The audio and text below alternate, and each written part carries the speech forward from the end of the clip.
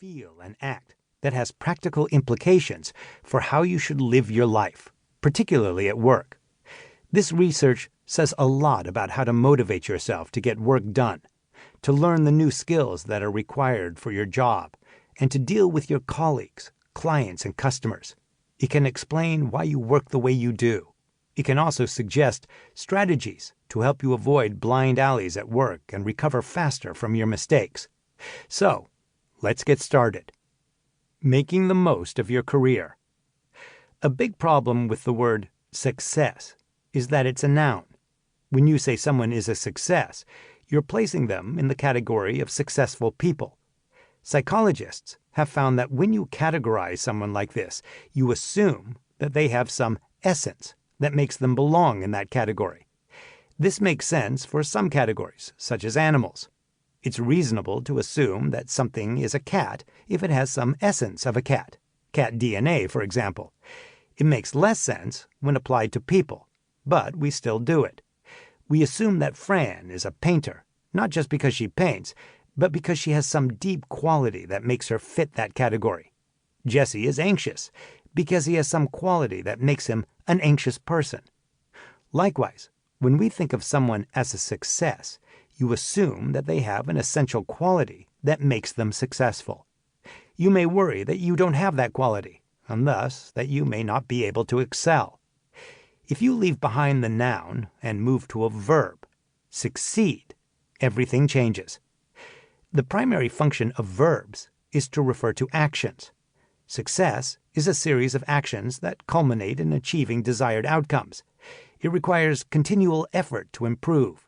It involves growth that supports the transition from one position to another across the length of a career. Success demands the motivation to excel over a long time span. The same is true for other categories, such as leader and innovator. There are a few qualities that help someone succeed, lead, or innovate, but it is the process of working, rather than the qualities of the individual, that creates the most desirable outcomes. The idea that you have to put in effort to develop a career is not news. That said, many people put their effort into the wrong activities. They worry about things that are out of their control, but fail to act on things that they can influence. They neglect crucial tasks that lead to good outcomes. This book aims to help you understand how to develop your career using cognitive science. To do this effectively, you need to do two things. First, you must appreciate the three phases that define a career path: getting a job, excelling, and moving on. Second, you should become acquainted with the three brain systems that will help you achieve your goals: the motivational brain, the social brain, and the cognitive brain. The career cycle. What exactly is a career? Ask around, and some consensus emerges. Careers are bigger than particular jobs. They involve building a skill set that enables you to contribute to an organization, an industry, or a field. Not every job someone holds is part of their career. A pre-med college student who works as a short-order cook while in school is not developing a career. A budding chef who spends 3 years as a line cook is doing a similar job, but is developing career-level experience.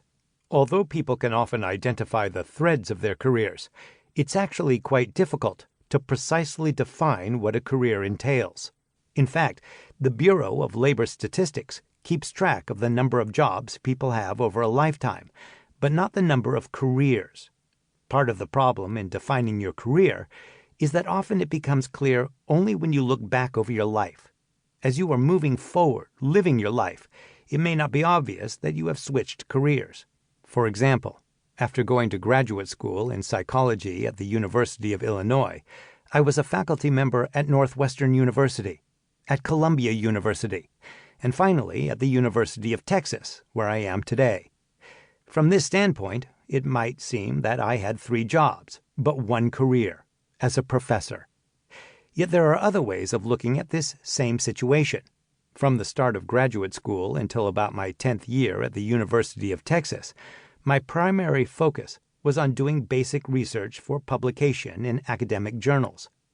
Starting in my 10th year, I began trying to communicate research in my